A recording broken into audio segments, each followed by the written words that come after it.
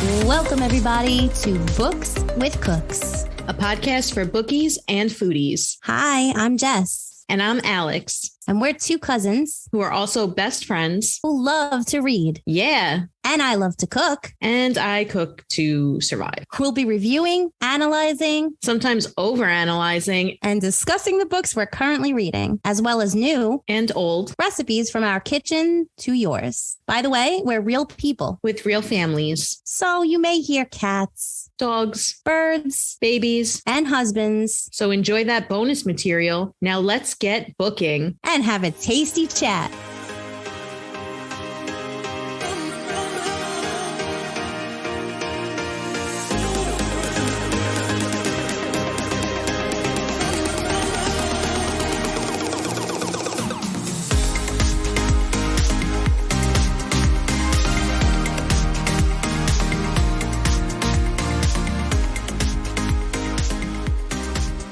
Hey, listeners. If you're enjoying our podcast, please give us a 5-star review on Apple, Spotify, or your preferred streaming service to help us reach more listeners and spread the word about our podcast. Hey, listeners. Stick around at the end of this episode for some bloopers and bonus content. Before we get started, we want to include some trigger warnings. This book and the following discussion will include topics of violence, murder, child abuse, and animal abuse, so please be aware of that before you proceed. We also want you to be aware that there will be cursing and spoilers in this episode. So if that's something that you're sensitive to, or if you haven't read the book yet, you may want to skip this episode and come back to it in the future.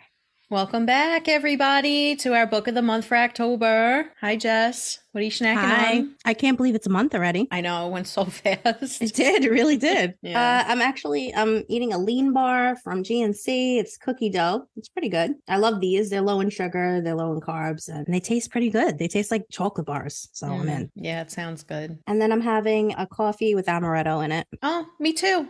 Really? Yeah, Oh, I have an funny. iced one today, though. Oh, nice. Yeah, it's an amaretto one. And I have some Triscuits with hummus. So. Wait, this is groundbreaking. This is like the first time we've ever had the same drink. I know. Yay! That's awesome. I know. I almost went with the chocolate Milano, too. I changed my mind at the last minute. I was like, nah, I'm feeling the amaretto today. Nice. So, yeah. Yeah, I was just so in the mood for it. I was looking at them and I was like, no, this is the one today. Yeah. So that's funny. Yeah. So what's new? Nothing. Except for this, Jada Asshole Smith drama on TikTok. Oh, God. I can't stand it. Okay. First of all, I can't take her. All right. She stresses me out. She so many levels. She is a stressful person. I just don't understand. She literally came out of nowhere. Like, no, I haven't heard anybody talk about her since the slap, the infamous slap. And which was a lie. We know that wasn't even real, but we knew that already. Yeah. But she literally just comes out of the woodwork out of nowhere and it's just like, me and Will haven't been together for 7 years. What even is a relationship? Like, what is she even talking about? I don't even know. She is a narcissist, okay? And she is abusive to him. Yeah. Okay? She is very abusive to him. She's been abusive to him. Feel bad for the guy. He threw her like $1 million party and it took him like 3 years to make sure he got it perfectly right for her, to make sure it was perfect for her. And as soon as it was all said and, and done and it was the day of or whatever, and she walked in and she was like, ugh, this is your ego or something. Like she attacked him. Oh my God. What I don't like the most is not even just that, is that she airs out all of her business. Yeah, for like, no you know reason. what I mean? Nobody Stop asked. talking about your marriage and your relationship and like abusing this guy. Yeah. Have you ever liked him? I know. That's a good point because I saw somebody posted on TikTok like a montage of their relationship and there were all these clips of him like giving her a kiss or like hugging her or like looking at her so lovingly and she was constantly snubbing him. So like he would go to give her a kiss and she would just like turn her head or like move away from him or like get annoyed or push him away. And I was like, damn. I would be so upset if like Rob did that to me, especially on camera in front of thousands of people, like millions of people. It's just, I don't know. It didn't seem right. It's disturbing too that not only did she cheat on him and the world knows about it, but she cheated on him with her son's friend. I know. It's so creepy. It's so creepy. It's predatory. Come on. I know. Okay. I don't know. She has an ego. I just don't understand why, because Do I even know a single movie that she's ever been in besides? No. Was she in The Nutty Professor, or that was somebody else? She was in The Nutty Professor. Okay. That was like the only movie that she was relevant in. And she was also in The Matrix, only because Aaliyah died. Okay. And they had to refill her role. Okay. But I feel like she's literally only famous really because of her husband and who her husband is. Yeah. And yet she acts like he's some type of like vermin that she found in a sewer somewhere, and she has to like be burdened by him. You know how like in Hollywood they have handlers? Mm-hmm. I think at this point that she never loved him and she's been his handler or something, and they just had to have kids together or something, because I feel bad for the kids. Maybe. She even like turned the kids against him. Yeah. All right. Willow doesn't like her dad. Yeah. Well, I mean, I don't know anything about really Will Smith or their family, and only because maybe he's airs it out. Maybe he's a terrible person. Who knows? I don't know these people personally. True. The thing I want to know is who gives a shit. Like who asked her? Who asked her any of this? It's who good was publicity for her book. Who told her to write a book? Who was like, yeah, I think the world wants to hear what you have to say about your life. Who was like, yeah, I think that sounds like a good idea. I feel like if I was friends with her, I'd be like, honey, maybe just don't. Wait, but let's just talk about how unstable she is and the fact that she was friends with Tupac. All right, I'm going to bring back Tupac. Oh yeah. All right, yeah. Which I was a big Tupac fan back in the day. Yeah. I love Tupac. She was bringing him up that they were friends, and he basically in like an interview made it a point to stress the word friend, that Jada was a friend. And she was like, oh, after he died, oh, we were in love and we were supposed to be together. Yeah. And then Willow like kind of wrote a letter to him, even though he's dead, wrote a letter to him and was like, oh, you're the only man my mother ever loved. Like, dude, what? If I was Will, I'd be like, bye, why don't you go in the grave and hang out with him, because you're dead to me. It's disturbing. That's all. I don't know. I just think she's unhinged. I agree with you, but I do have to say that this is making for some wonderful TikTok content. Oh, yeah. And for anybody out there that's making it or has seen it, if you're the ones making it, just please keep it coming, because it keeps me entertained. It is so funny. I showed Alex the one she never seen next Friday, but I showed her the one that they have Pinky in the background of her telling her to shut up, and it's hilarious. It's amazing. And then there was one the other day, you know how she supposedly has alopecia where she can't grow hair or whatever? Right. There was one the other day where somebody was trying to say that she was saying Tupac had alopecia too, and I was dead. I was like, can we leave this man alone? He's been dead for like decades. I feel like she's just name dropping him so that people think she sounds more relevant. Why are you even bringing him up? Like you said, let this man rest in peace. But also, I feel like she's just doing it so people will read her book, so that people will be like, oh, she's going to have secrets about Tupac. You know, I knew that the whole slap at the Oscars was just to drum up interest in the Oscars, because nobody cared about the Oscars this year. Nobody cared. Right. And they had to drum up some stuff, or last year, whenever the hell it was. I think it was a few years ago. Yeah, and then there was different angles where they were both laughing, and you could tell it was fake. Okay, we're on to you guys. We know these are actors. We're not stupid. And then there was that thing too where there was a video that had come out a while ago when I was in my conspiracy with the Hollywood. This popped up for me, so you didn't see this yet.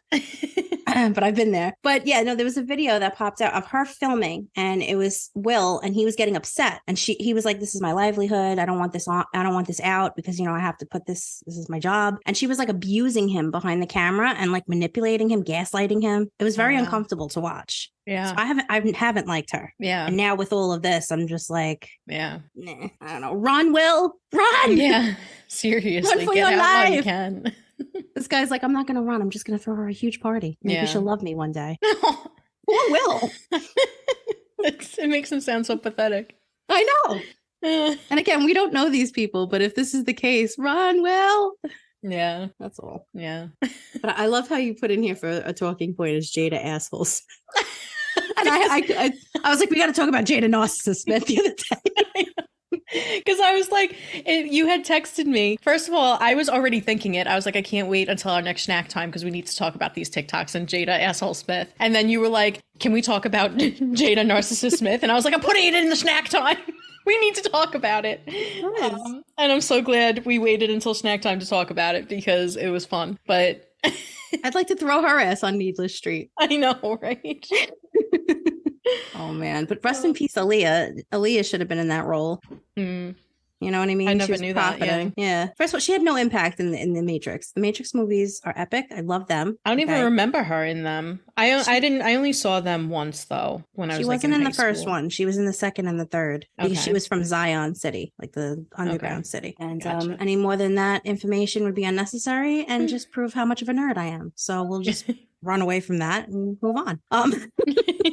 What else is new? I don't know. Not much. I've been just doing stuff around the house. My dad was here earlier, and we're going to my brother's tomorrow to celebrate my niece's first birthday. Yeah, it's just going to be like a little small thing with the grandparents and siblings. And yeah, I'm looking forward to that. And then next week I go on vacation. So are you ready? Did you start packing? No, I didn't start packing yet, but I did start thinking about what I might pack.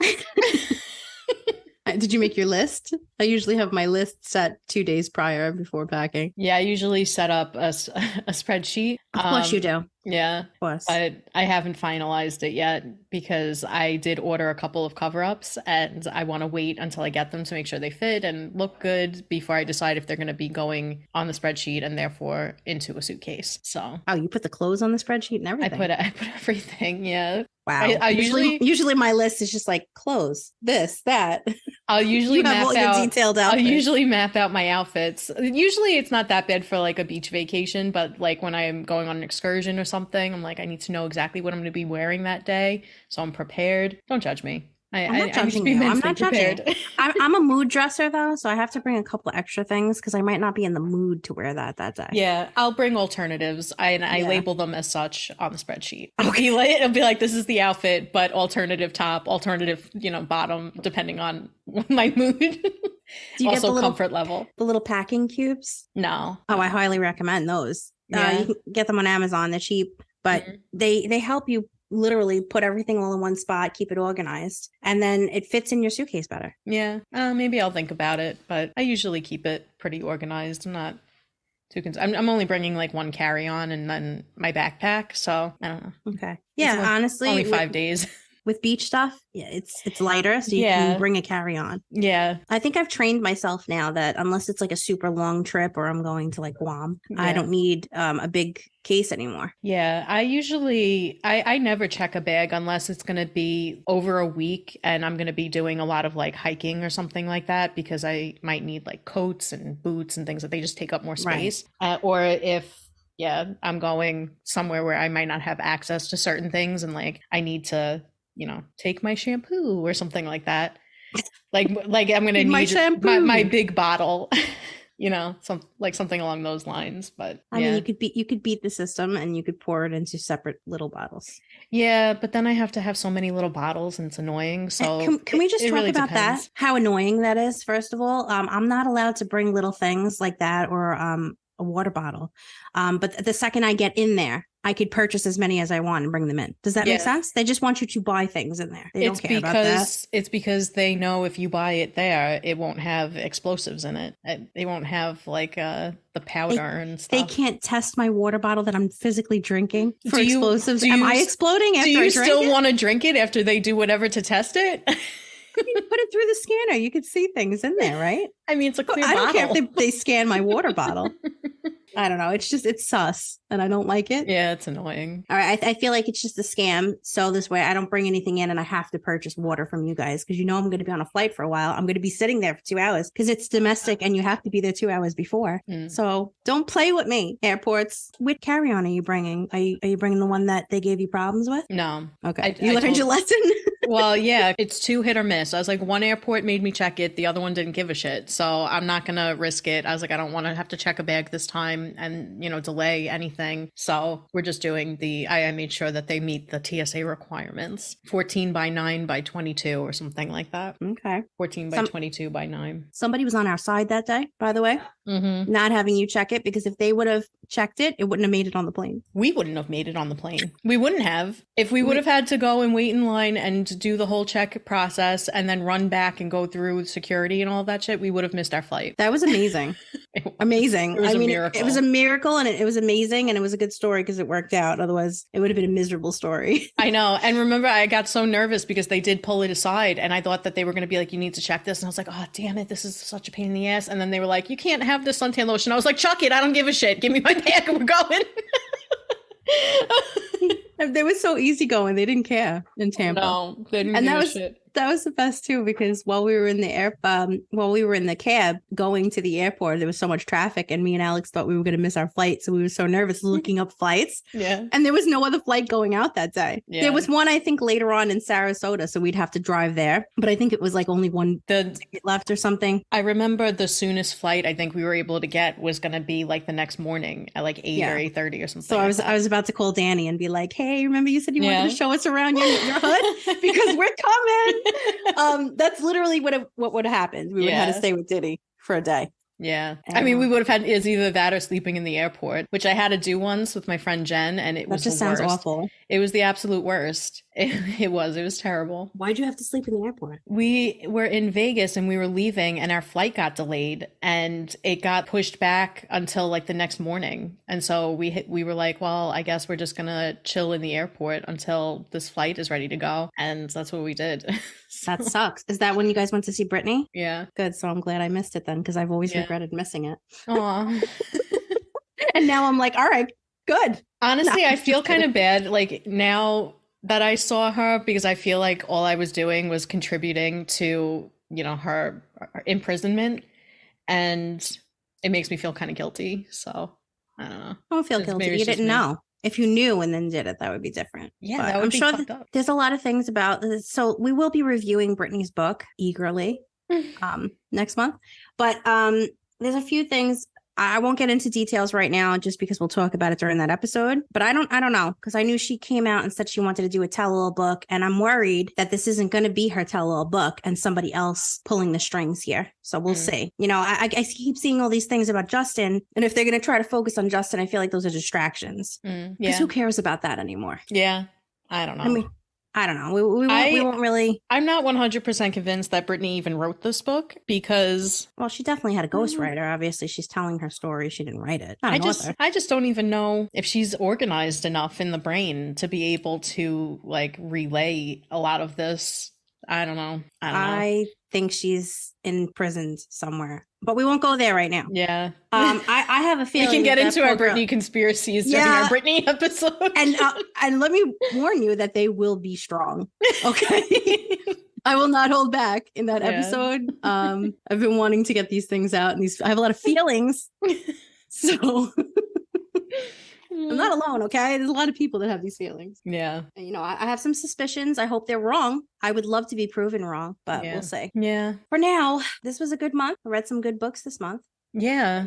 What was your favorite? My favorite book that I finished this month would definitely be One Dark Window. I loved One Dark Window, but my second favorite would be Belladonna, which I also really liked. Okay. Wow. Yeah. All right. Hold on. I have to see real quick. Well, if you can't even remember what you read, that's not good. We read so many books. I don't know what I liked. I flew through so many books this month after not really having that many. Oh no, I've been flying through them like the last I don't even know. I'm losing track of time. Hold on. We read a lot. We read One Dark Window. We read A Good Girl's Guide to Murder. There was I like that one. Pretty Girls, Silent Patient. I reread Court of Mist and Fury, but I'm not going to include that because that was a reread. Mary. Okay. I think my favorite podcast book, it has to be One Dark Window. I loved it. Of course. It's the best. I don't even know why.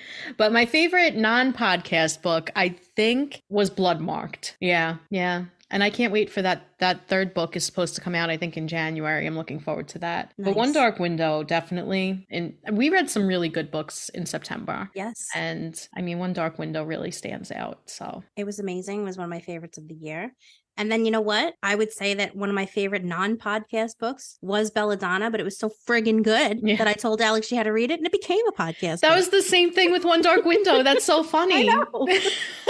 We really like that genre, apparently. Yeah. And Alex has some more pages to go on Belladonna, but I think that you'll be satisfied. So yeah. I don't know. I can't wait to read. I can't wait to discuss it, and I can't wait to read the next one. So better than I thought that book would be, because after the Caraval debacle, I don't know. I was like, I don't know if I trust book talk anymore. I know. I was telling you, I was like, I was almost afraid to start Belladonna because I was feeling so jaded and bitter because of Caraval, which I really was disappointed in. And then I started to read Lightlock. I don't even know. I think I got about 40% in. I'm not even sure. I might be further than that. And then I just decided to stop. I hated it. And I was just feeling like really burned by the YA fantasy genre. But you were talking really highly of Belladonna. So I was like, I'm going to give it a chance. I have heard good things about it. And I'm glad I started it, and I'm curious to see how it's going to end. And I think we're going to want to start Foxglove immediately. So I loves it.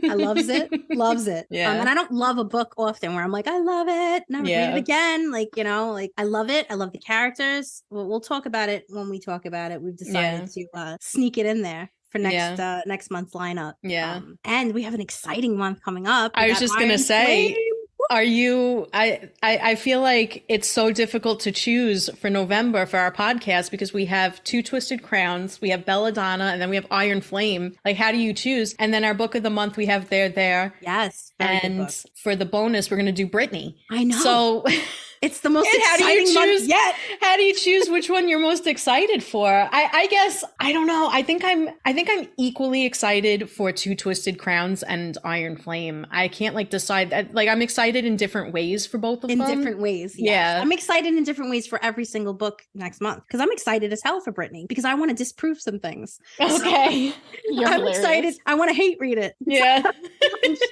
Write it. But whatever. I can't wait because I love Brittany anyway. Yeah. And then there I did read maybe 2 years ago and I loved it. Yeah. So I would love to read it again, especially from the podcast perspective. And I'm interested to see what your thoughts are on it. And I'm looking forward to that. It's about Native Americans in modern day society. So it should be a really good book. And we won't have time for another book. No, I mean first of all, Iron Flame, I don't know how many pages it is. I'm assuming it's probably 700 or so. It's probably, I would say it's probably a little bit longer than Fourth Wing, if I had to guess. If anything, it's about the same. But so I'm really excited for Two Twisted Crowns. And I also know I'm going to get a conclusion with Two Twisted Crowns. So that makes me feel excited. And then I know I'm going to be hopefully satisfied. How do you know it's I am excited duology, though? It might be just the second book. No, it says it's a duology. Oh, all right. Well, that's how you know. But I mean, you never know. She could end up saying just kidding, people want more, I'm going to give them more. But I don't like that because then it feels like you're just making the book for fan service instead of because of the story needing it.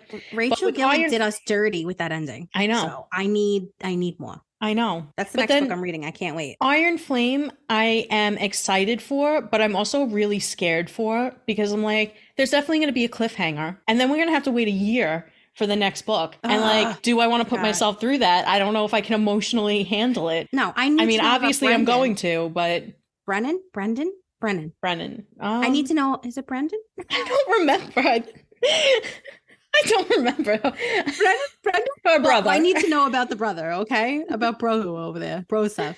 I need to know what happened. I need to know his deal. And I feel like we're going to get that in this. And I'm very excited about Two Twisted Crowns also because I think that it's written in different perspectives. I've seen Elm. So I'm thinking Elm's perspective. And I'm No, stop. That makes me so excited. Yes, when I was going like this, it just said Elm on the top of a chapter. And I was like, okay. Oh, that makes me so happy. I have my theories, as you guys know, about Elm and the role he might play in this book, but I'm so excited if we're going to get a chapter from his perspective. I don't know if there'll be multiple or if it's going to be multiple perspectives, but I got excited as hell when I seen that, and I refused to look at it even further because I didn't want to get any spoilers. By the way, I just looked it up. We're also going to get other perspectives maybe in Fourth Wing. Yeah, we might. I think that's why she introduced Xaden at the end there.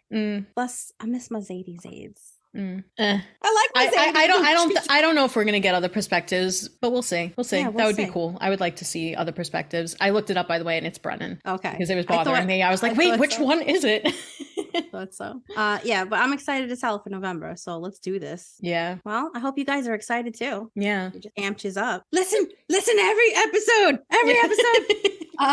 No, read along with us though, because these are really good books. And if you haven't read Fourth Wing, and if you haven't read One Dark Window, what are you doing? Yeah. Get on that. And if you waited this long and you had that willpower, then really, honestly, you're my hero. And just start reading them now because the next one's waiting for you. That's all. It's my inspirational speech of the day. Yeah. All right. Yeah, let's get into our horoscopes. We had a good conversation. All right. So let's go to our monthly horoscopes. Woo, we're back. All right. Let's see what your forecast looks like for next month. This is going to be, of course, for November. And it's coming from a different website this time. It's called chatelaine.com. It's Chatelaine.com. So, as usual for the Book of the Month episode, if you're just listening for the first time, we start out with our monthly horoscopes to see what's in store for everyone for the following month. So we're going to put a link in our show notes for anyone in case you'd like to go see it there for yourself and you'd like to look at your future horoscopes there. We're also going to give each sign a Thanksgiving side dish for this month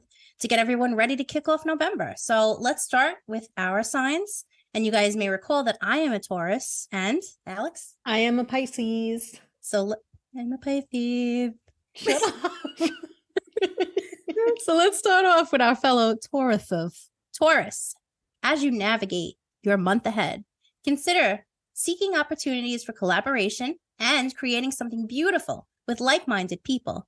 Be kind to yourself by allowing moments of indulgence and rest. Avoid overexertion and don't martyr yourself for recognition. In this delicate equilibrium, you'll discover the harmony of a fulfilling life, enriched by fruitful collaborations, self-care, and the balanced interplay between work and rest. So, Taurus, for this month, your Thanksgiving side dish is mashed potatoes. All right. So, Pisces, my fellow Pisces, here's what's in store for you for November. The coming days will revive your sense of discipline and empower your desire for good health. Let grace and self-compassion flow like a gentle stream, soothing any aches, whether physical or emotional, you may bear. Watch as new beginnings unfurl, illuminating your life's path and career goals.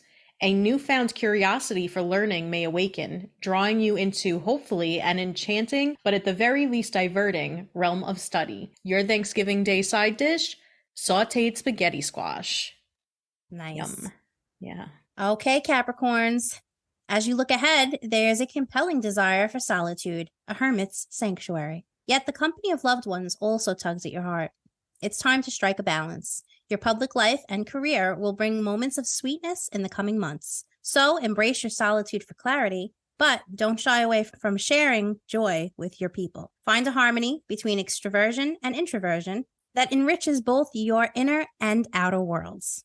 Capricorns, your Thanksgiving side dish is stuffing. Enjoy. Okay. Next up, we have Aquarius. A yearning for sweet exploration calls to you, whether it's via travel or learning to expand your world and let your spirit soar. In the embrace of beloved friends and community, find rest and renewal.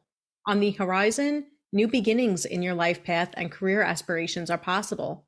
Hope glimmers that burdens will soon resolve and move forward. As you tread an intricate path, look forward to overdue changes on the horizon. Your side dish, green bean casserole. All right, we're my Aries. Aries, in the month ahead, let the fabric of relationships weave much needed love into your life. Through the people who have your back, find comfort and process any grief or loss. And if the chance arises, seek an adventure beyond your mundane routines.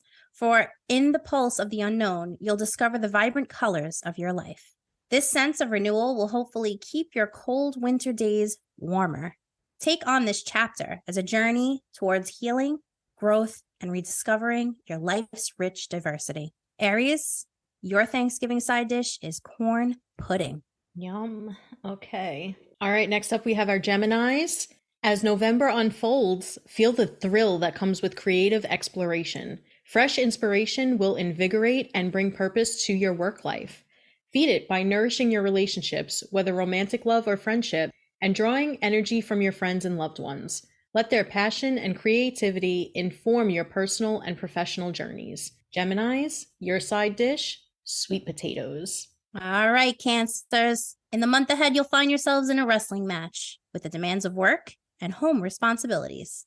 Balance, dear Cancer, is the key between the thrill of ambition and the peace of sanctuary. Preserve your eagerness and energy by making time for the gentle embrace of rest and the simple joys of staying home, cocooned in coziness. I like that. It's a beautiful tightrope to walk. All right, Cancers, your Thanksgiving side dish, broccoli, cheddar, casserole. Sounds good. Yeah. All right, my Leos. In the month that lies ahead, seek the beauty in your local neighborhood. You'll uncover pleasant surprises hidden in plain sight. It's a good time to appreciate life's simple pleasures and have fun. Initiate projects within the comfort of your home, nurturing your creative spirit. Most importantly, cherish and nourish your important relationships, for in them you'll find a renewal of hope and a sense of belonging. Leo's, your Thanksgiving side dish, some homemade cranberry sauce.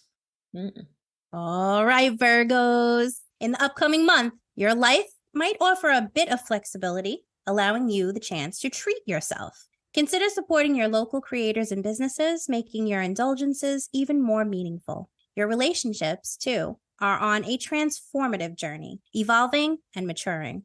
Have trust in this process as you all grow stronger together, nurturing bonds that stand the test of time and trials. Virgos, your Thanksgiving side dish, mac and cheese. Yum, yum, yum. Yeah, yummy. All right, Libras.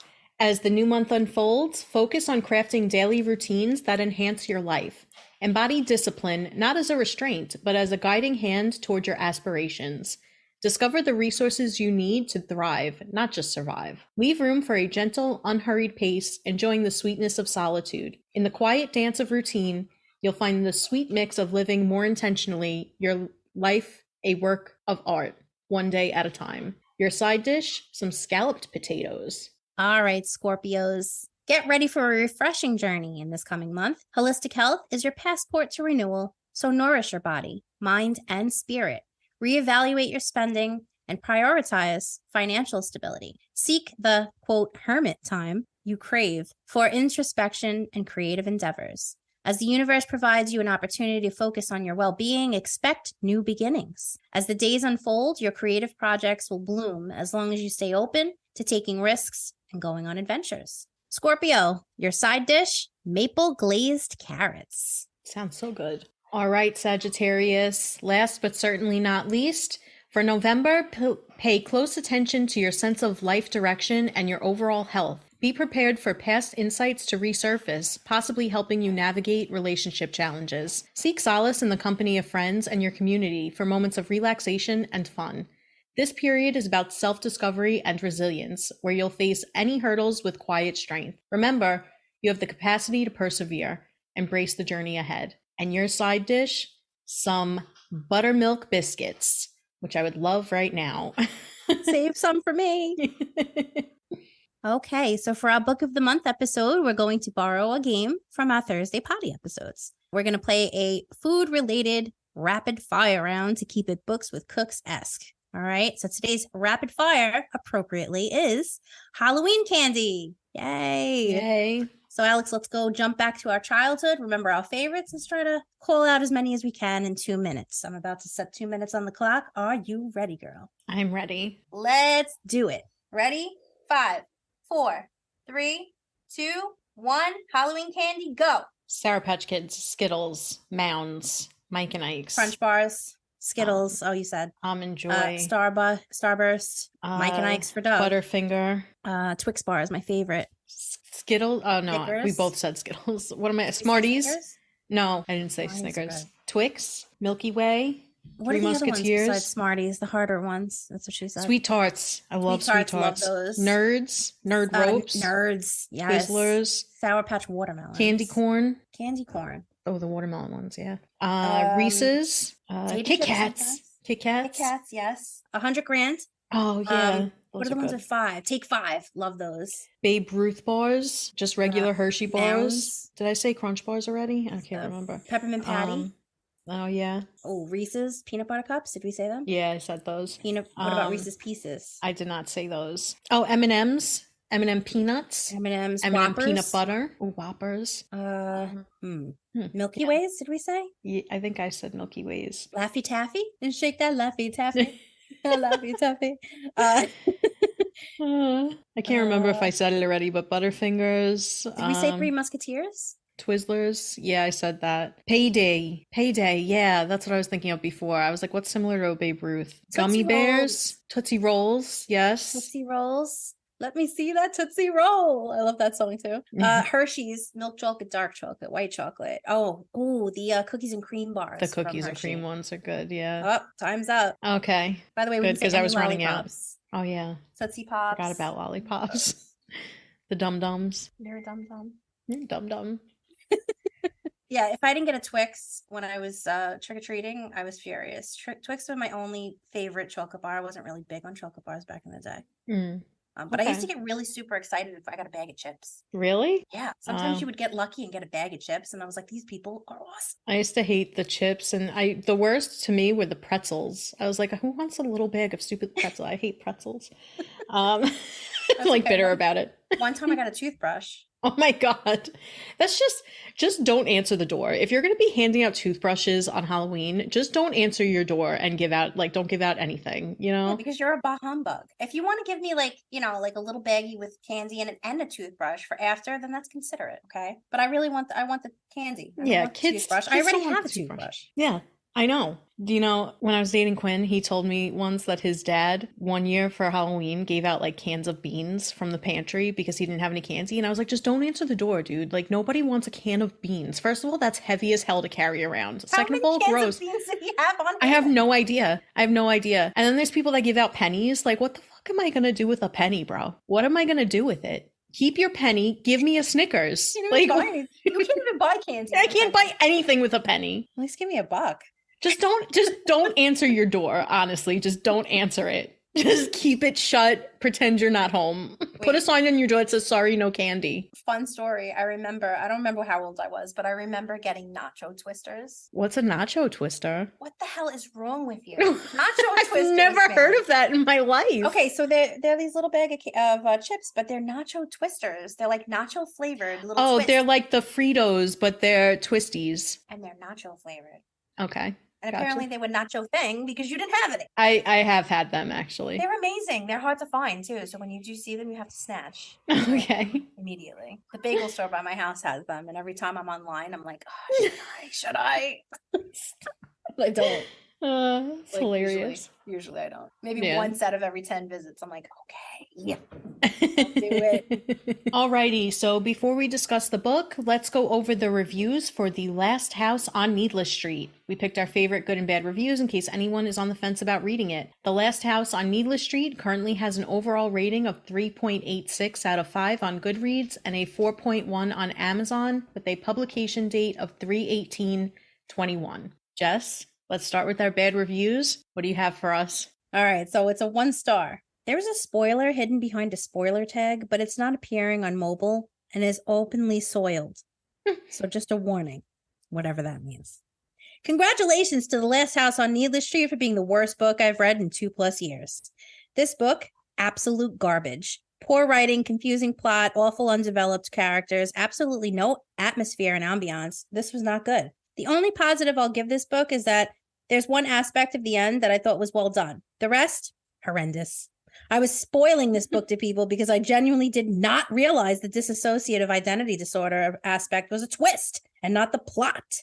It was so poorly done, I can't fathom how this book got green light to publish it. But they said green lit, by the way. Mm-hmm. I don't understand how no one would have seen that coming from page 2. Page 2! As harsh as it sounds, I don't think I'll ever trust the reading taste of anyone who thought this was a good book. I genuinely threw my copy of it away, into the recycling bin at least, because I refuse to be the reason someone else buys it secondhand and reads it. Fucking horrendous. I feel like that person missed the whole point of the book. That wasn't the twist. That wasn't supposed to be the twist. It's revealed like halfway through the book. They threw it in the recycle. They didn't throw it in the recycling because they didn't want anybody else to get it and read it. I just can't. So ridiculous. Also, it got really intense. Page 2. I know. Oh my God. I love these reviews because people are so passionate. Like, I've never hated a book so much that I was like, I can't wait to go write a scathing review about it online. Like, maybe just keep going about your life. I don't know. All right. So I also have a 1 star. This person said, how do I describe how this book made me feel? You know, when you wake up from a long nap feeling disoriented, even more tired and groggy than before, and you don't know where you are, what day, what month, year it is? That's how this book made me feel. It was so disjointed. I didn't understand what was going on, and it was hard to follow, which I guess was also the point. So this book just wasn't for me. Okay. Not much less intense. Yeah. Person. Yeah. All right. So how about those good reviews? All right. This is a 5-star review. But underneath it says, taking it back, it's a 4-star. So technically it's in between. Okay. Seriously saying, I feel like I'm sitting in a cardboard box imprinted with this side up, but it's not. And my senses and my equilibrium have been tossed about in a horror storm. I've been pressed upon the sky, and I no longer feel solid grounds. So dramatic. Wow. Catriona Ward is going to mess with you from the first page onward. Get off the tour bus now if you can't take this itinerary. Ward will take you down dark hallways that keep getting narrower and narrower. Not much space to even squirm around once you're in. But Ted's going to do some things. You're going to read some things. And things do happen. And overall, it was all right. You're going to read some things. He's going to do some things. Some things happen. And you'll read it. There you go. The most informative review. Oh my God. The whole time. This person doesn't know what they're talking about, which is why they don't even know what rating they want to give. Yeah, right. They're like, I read some words in this book. It's the so pages funny. were flipped. Yeah. What do you got for us? I hope it's a little bit better. All right, so I also have a 5-star. This person said, my dear friends, please add this brilliant book to your reading list. Okay, I'm making quick connection. Not only to add to your list, please read it. This is smart. This is so well written. This is finally out. First time I am out of words. Anything I may write about this book will be so worthless. None of the words come out of my mouth. Letters I click, sentences I try to form, or expressions I barely articulate will never be enough to reflect how I feel. I'm extremely flabbergasted, shocked, startled.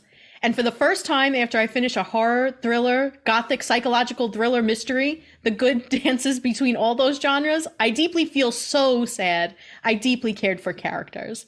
If I tell you more, I may give away more about the story. So I'm just shutting my mouth because I don't want to do anything affecting how you'll feel about this book, and I don't want to ruin your epic reading experience. Wow. So another pretty intense. Yeah, passionate review. Seriously, this person's like, I'm going to use all the adjectives. Yeah, I know. And lots of exclamation marks. Yeah. Too. Yeah. By the way, this genre is all of the genres, apparently. I know. Horror, it's like thriller, it never ends. Psychological Thriller, mystery. Great. Oh my God. So funny. All right. So you've heard what other people have to say. Now here's our back flap. The Last House on Needless Street should be the first book on your to-be-read list. Jess and Alex. Have you ever read a book about a talking cat that saves the day? No? Then read this book. Jess and Alex. There's going to be words, and you're going to read some things. And you're going to read this Ted. You're going to read about him. Jess and Alex. It's an interesting thing. It's a book, and there's words, and you'll read them, and things will happen. It's a horror, thriller, gothic, psychological thriller mystery. Oh my God. Jess and Alex. Ted has a lot of friends, ... until he doesn't, ... It's all him, ... Have fun. I don't know. The Last House on Needless Street, more like the last Ted in Ted's head. Wow. Jess and Alex. About The Last House on Needless Street has a lot of people just in one mind. Read about Ted and all his friends in his head. Jess and Alex. Oh, God. Oh, my God. Read about Ted and all his friends in his head. All his friends in his head. How about last one? Ever want to get inside a cat's head? Well, you're not going to in this book because it's still Ted. Jess and Alex. Nice. Okay. Oh, man. All right. So first things first, let's tell you why we chose this book. We were looking for a good horror novel for Spooky Month. The cover is beautifully ominous, and the premise sounded intriguing. Ooh, this book also came highly recommended from Book Talk, and reviews suggested that the twist will take you by surprise, so we really needed to see if the hype was worth it. Yeah. All right, so now let's tell you what this book is about. The Last House on Needless Street is the tale of a man named Ted, his daughter Lauren, and his cat Olivia, who live in a dilapidated house at the end of Needless Street. 11 years ago, a little girl, Lulu, went missing, and Ted was a suspect, though he was never arrested because he had an alibi. Lulu's sister, Dee, has doubts about Ted's innocence and is intent on discovering the truth about what happened to her little sister. She moves into the house next door to Ted's and quickly observes that something does not seem quite right on Needless Street. The Last House on Needless Street was written by Catriona Ward, an American and British international best-selling horror novelist. Catty Wards was born in Washington, D.C., but grew up traveling. She's lived in the United States, Kenya, Madagascar, Yemen, and Morocco. She studied English at the University of Oxford and later received a master's degree in creative writing from the University of East Anglia. Catty Ward has won the August Derleth Award for Best Horror Novel 3 times for her novels The Girl from Raw Blood, Little Eve, and The Last House on Needless Street. Her novel, Little Eve, also won the Shirley Jackson Award for Best Novel. All right, so let's talk about The Last House on Needless Street. Let's get started by sharing our thoughts on the characters. Who was your favorite and least favorite? And did you feel that they were overall well developed? Well, since it was only really one person, I thought he was very, very developed because he had a lot of different characters to him. So the book is really following Ted. He's got dissociative identity disorder. So a lot of the voices that we're hearing and a lot of the perspectives are truly just different sections of his mind. So I thought that my favorite character within Ted was definitely Olivia the cat. I thought she was hilarious. I loved hearing what she had to say. I thought it was so true to how I would imagine a cat thinking. There were times where she would say things and I was like, that's definitely what a cat would say. So I really appreciated a cat's perspective. I've never read a book where I had a cat's perspective and I really appreciated that. So Olivia would definitely be my favorite. I would say my least favorite was, I don't know, I had a lot of least favorites. But these people had awesome names. Like there was Orange Juice Man and things like that. I would say maybe D. She annoyed me. And I'm still confused as to whether D was real or part of Ted. I think it's supposed to be she was real character, but I don't know. Yeah, she was real. But she had definitely had a mental disability as well. No, I don't think so. I don't know. She was my least favorite. Like, I wasn't excited to read her. But I was definitely excited to read everybody else. Lauren kind of annoyed me as well. So, which is horrible because Lauren was supposed to be a kid, but that's also one of his personalities. But I don't know. How did you feel? I thought they were well developed though. Yeah, I agree with you. I think that the characters were well developed. Each one had a very distinct voice and backstory, and they all felt very distinct, which was very well done, in my opinion, by Catriona Ward, because they were all really part of the same person, but they were different personalities. And you felt that throughout the book. Olivia was also my favorite. She was hilarious, okay? First of all, when she started talking about making her own little cat talk show, I died. I thought it was the funniest thing I've ever read. And I would watch that show. I would love to watch Olivia as a talk show host. It is awesome. But I think I agree with you about Dee being my least favorite. I understood her character. I think she was well developed. I just thought she was a bad person. And so I just didn't really like her. Especially once we got towards the end, I didn't like her at all. So as we learned more about her in the beginning, I liked her more and I was interested in her story. But as the story continued to unfold, I just liked her less and less throughout the story. Yeah, and I don't think we got enough information about the mom for me to say. Obviously, she was horrific. She was a horrible person. But we didn't really get enough background on why she was that way. Well, we only knew what Ted knew, so he didn't really have any background information on her. I agree that she was a horrible human. Horrible. She would have been, if she, I didn't really consider her a character because it was really just like Ted reflecting on her in the book. But if she had been a character, she would have been my least favorite. Definitely. I was going to say her, and then I was like, I guess she's not really a character. So. Yeah. She's an honorable mention, though. Yeah. A true piece of shit. Yeah. Accurate. Yeah. Yeah. We'll talk about her more later, but just a really disgusting person. While reflecting on the disappearance of Lulu, Catty Ward writes, there was a time, quote, when Dee would have thought that missing was better than dead, but the long years have taught her better, end quote. What are your thoughts on this sentiment? Yeah, I guess I can agree with that sentiment that it's better for some to just know if somebody is alive or dead versus just have them be missing, because I think that's when your imagination starts over and you just constantly are wondering what's happening to this person. And especially when it's been years, you can just imagine just the absolute worst happening to this person for many, many years at a time. Also, I think that the closure is important, because you need to know at some point. You need to know if you should give up hope. You need to know if you should hold on to hope that you're going to see this person at some point, and that can really take a toll on somebody. So I think it's better to know definitively whether somebody is alive or dead than to just know that they're missing. This kind of goes back to our discussion on Pretty Girls as well. Yeah. Yeah, that's exactly what I was just going to say. This reminds me a lot of Pretty Girls. Same thing. Mm-hmm. You know, would you rather know that she's dead, or would you rather go on hoping that she's alive somewhere living her life? It's the same thing too. Like, yes, if I was in this situation and it was my sister, which in both books, Pretty Girls and this one, it happens to be somebody's sister, I would want to know if the person was okay, if they made it, if they're alive. I wouldn't want to keep up hope, search for this person that's just not there. But maybe hold back the details. I don't want to know every little gory detail about it, but I would like the closure, like you said. Yeah.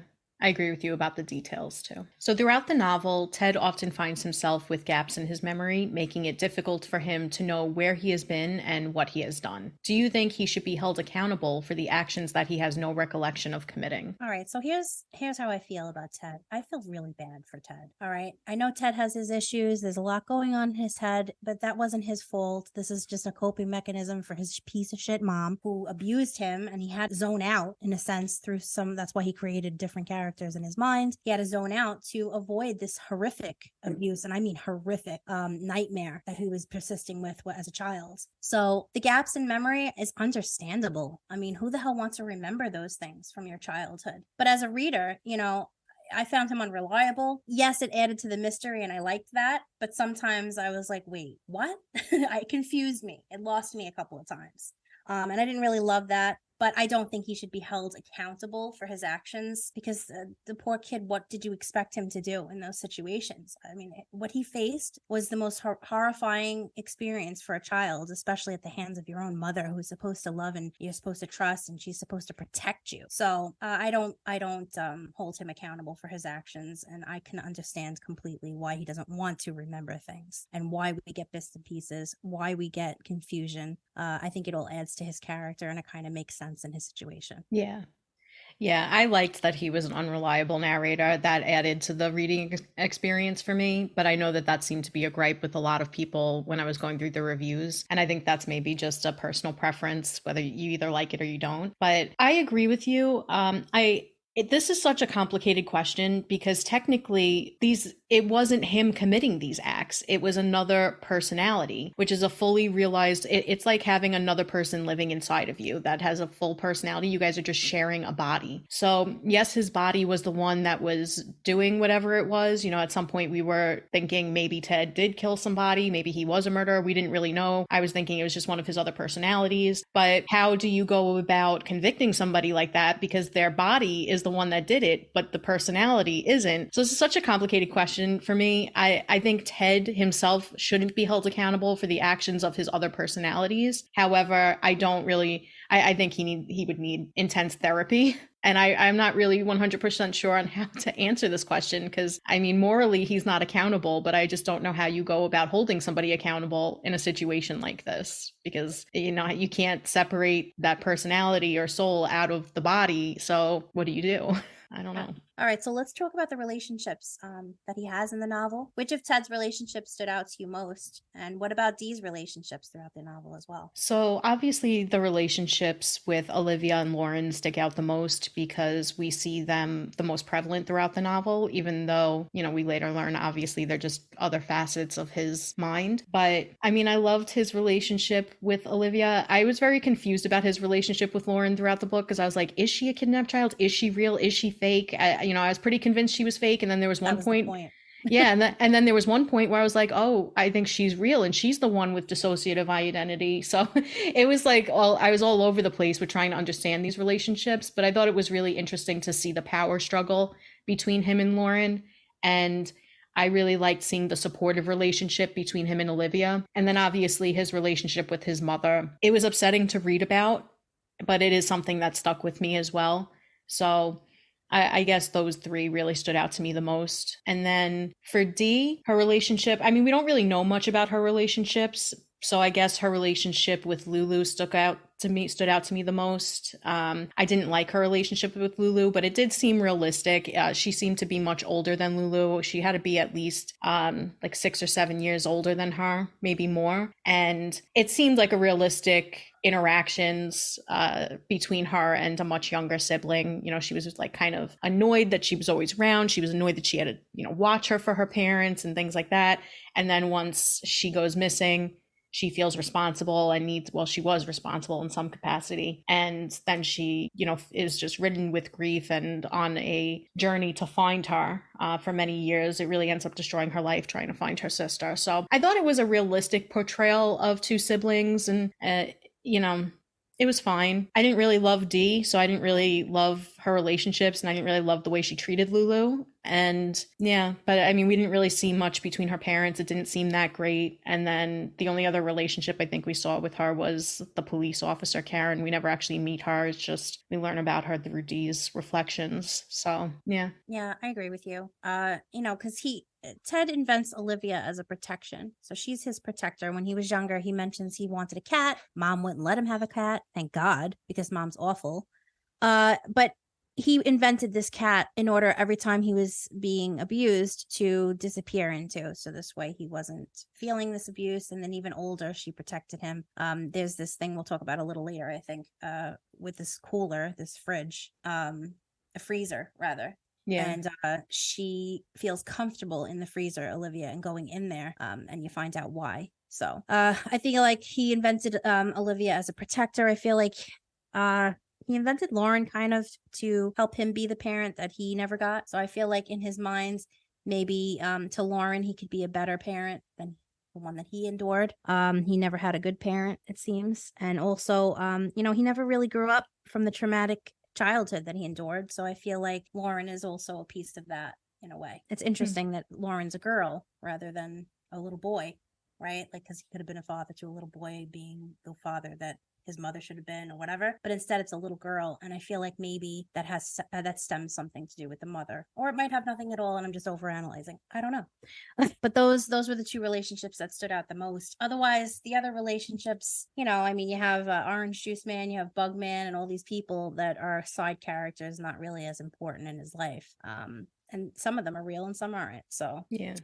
As far as Dee goes, Dee annoyed the shit out of me because you are old enough to understand what's happening. You're old enough to take responsibility and say you lost your sister and to help your parents find her. I mean, the parents endure horrific, you know, aftermath from this, and she's just sitting on this secret. I don't know, she annoyed me. And you know, she annoyed me a lot of the times too. She's unreliable as well. That's why sometimes I thought maybe he could have had another personality, and it was Dee. First of all, she lives across the street. What is she, squatting? Because she never moved in there. I get the impression that she's squatting in a neighbor's abandoned house. It's never really defined. Right. No, she talks about moving in at the beginning of the book. She has the truck that comes and moves her stuff in, and she mentions a landlord at one point as well, that she didn't want to bother the landlord with or she wanted to call him to fix a window. I don't trust her anyway. I mean, her mind isn't exactly there. She thinks that she hears a kid. She thinks she hears Lulu, but it's 17 years, I think that's passed, or some certain amount of time frame. 11. Substantial time frame. 11 years. Mm-hmm. She wouldn't have been a kid anymore. She wouldn't have heard a kid's voice. So I think that she's a little delusional, you know, and plus she knows what happened to her sister in a sense because she did it. She just chose to forget. So that's why I feel like because of the trauma of that experience, she also has some other issues. She's definitely afraid of snakes, all these things. So I think she has a weird relationship with snakes. That's not she has a phobia. Yeah. Yeah, she has a phobia of snakes. I don't know. I just felt like Dee annoyed me, and I kind of felt justice in the end when she gets what she got because I thought she was a piece of shit. I'm sorry. I don't know. Yeah. Okay. No sympathy for Dee up in here.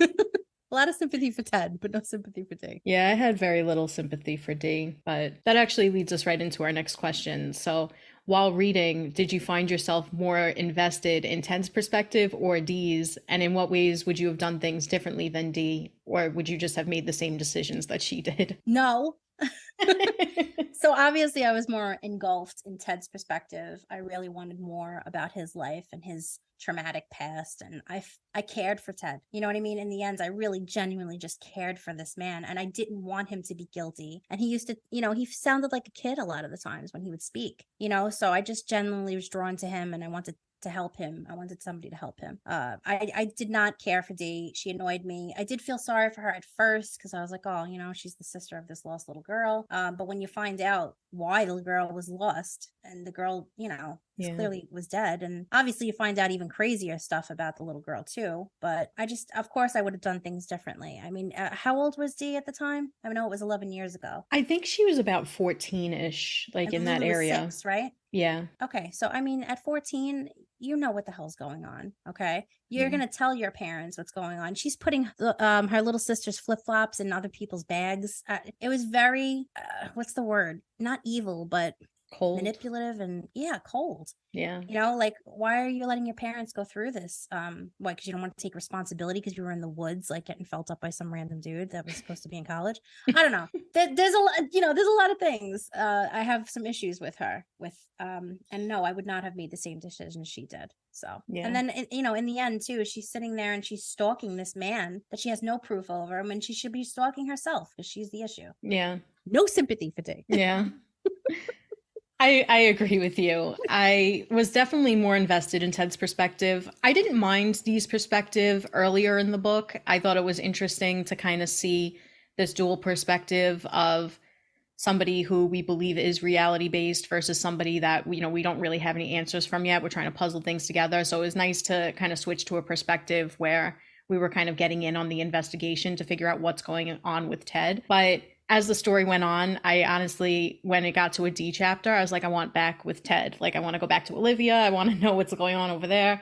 I was definitely more invested in his whole journey throughout this book.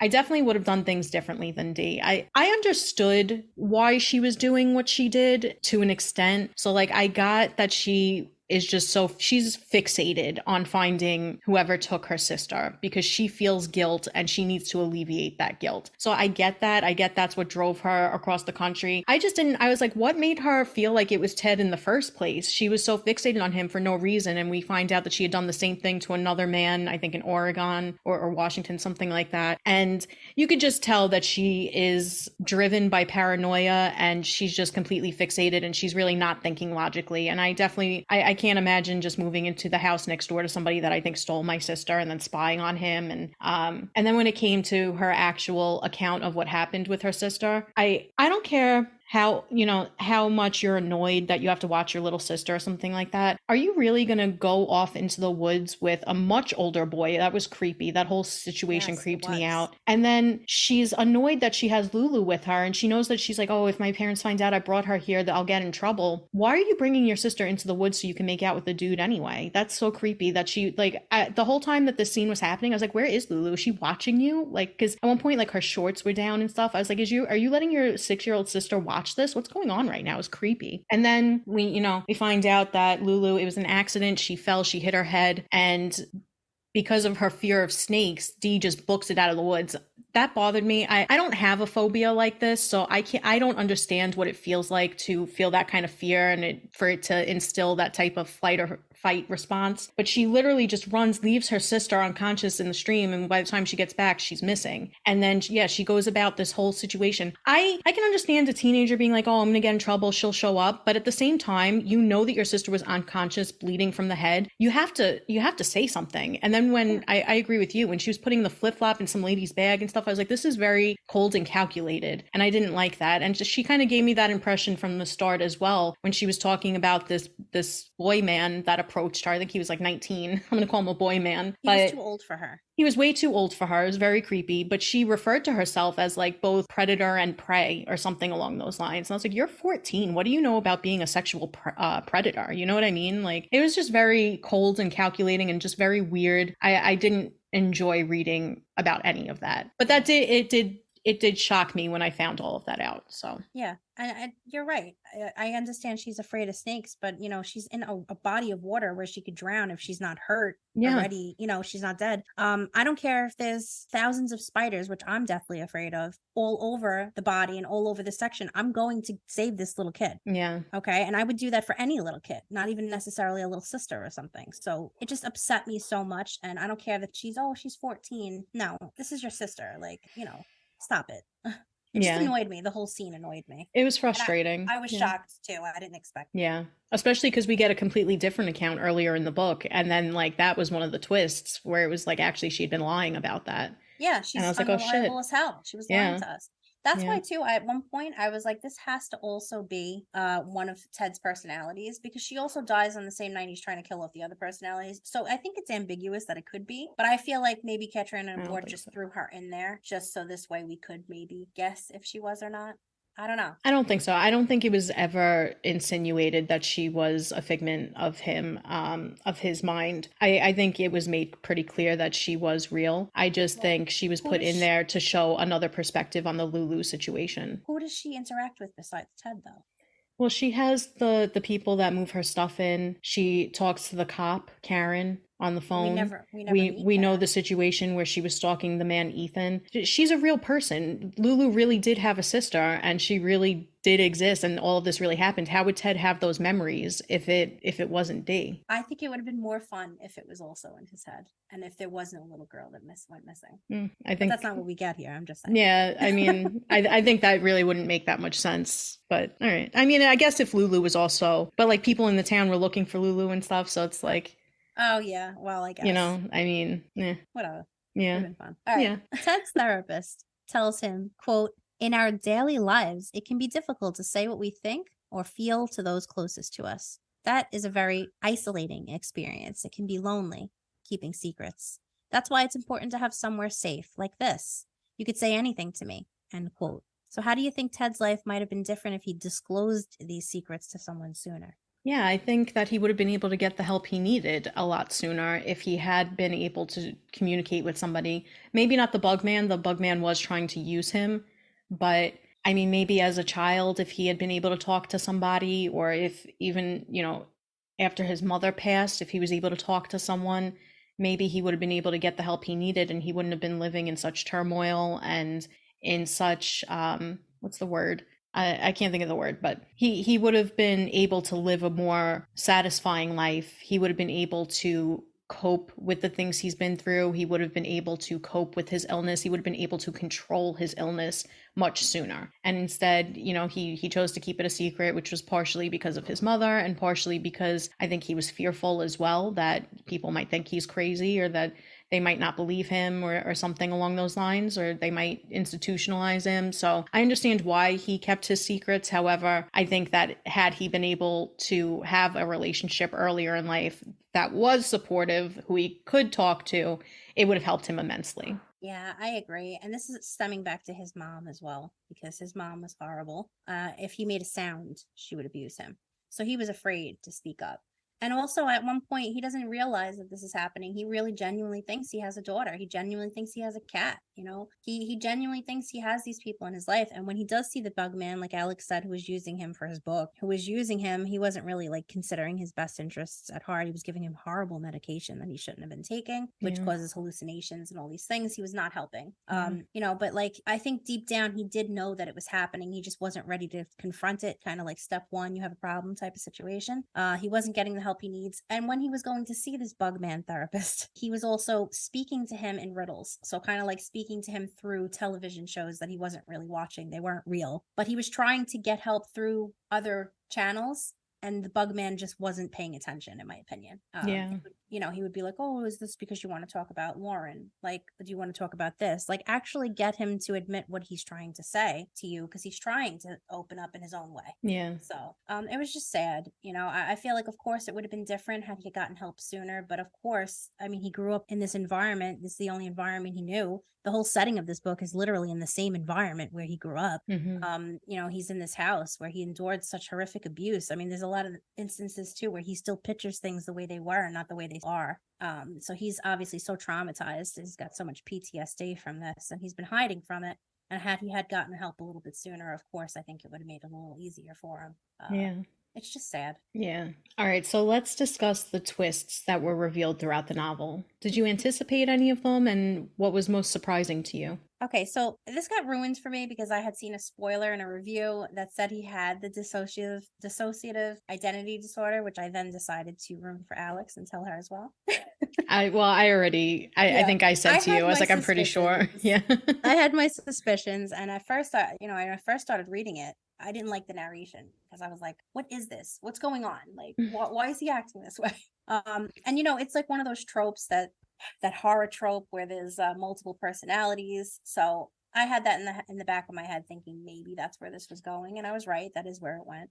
The twist that I didn't see coming was, of course, like we said about Dee and her sister. I didn't see her being responsible. I thought that was crazy. I didn't see it being the mother that was abusing people, that was killing people. And then when I heard, because he would say it was unreliable, because he would say certain things like, oh, the green boys upstairs in the attic. And then you find out there is no attic. He made up an attic in his mind. And then you find out two things, like the upstairs is symbolic for something. It's not literally the upstairs of his house. And what's the other? It's the basement.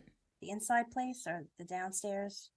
There was the basement, and then there was the weekend place. Right, the weekend place. That I didn't know. I thought maybe it was like some shed in the woods or something, and that turned out to be something different. So there was a bunch of twists that I didn't necessarily predict and had questions about, and then they ended up being something totally different. And then you have Dee, who's bitten by a snake, and she dies because he had something in his kit that she thought would help her, and it turned out it doesn't even work or something. There was a lot of things that were revealed that I was just like, oh, wow. Oh, okay. But that one main plot reveal that he has multiple personalities, I didn't see as surprising. I think had I not seen that, I would have guessed it anyway. Yeah, I agree. I don't even really consider that a twist. I don't think it was intended to be this like mind-altering twist in the book, because I think there was a lot of evidence leading up to it. I did get shocked at one point when Lauren and Olivia first made contact with one another. And I thought that at that point I started questioning it. And I was like, oh, wait, is he not the one with DID? Did he actually kidnap Lulu and he's calling her Lauren because her real name was Laura? And is she the one with DID? Yeah, I was like, is she the one with DID because she's been suffering abuse by Ted? But the thing is, Ted never seemed like the type to abuse people, because he seemed like such a sweet guy. He loved animals and he took care of animals. So I was like, something's just not adding up. So then I thought that maybe Ted had another personality that was a murderer, and we just didn't see that person yet. We didn't see that personality. And I was shocked when that wasn't the case. So I was shocked to learn that he wasn't the killer. I was happy. I was like literally so happy that he wasn't. Me too. And I wasn't surprised that the mother was abusive. I wasn't surprised that she had something to do, because at some point they talk about how she got fired from a couple of jobs, and it was jobs where she was working with children. So I was like, that's suspicious to me. But I didn't think that she had been the one to kidnap and kill Lulu and then put her in a suitcase and bury her in the neighbor's yard. I was like, what the fuck? I was like, what is going on? I think in my notes I put like WTF, like the gods. Yeah. And well, the gods, that was her. She was the gods in like all of her stuff.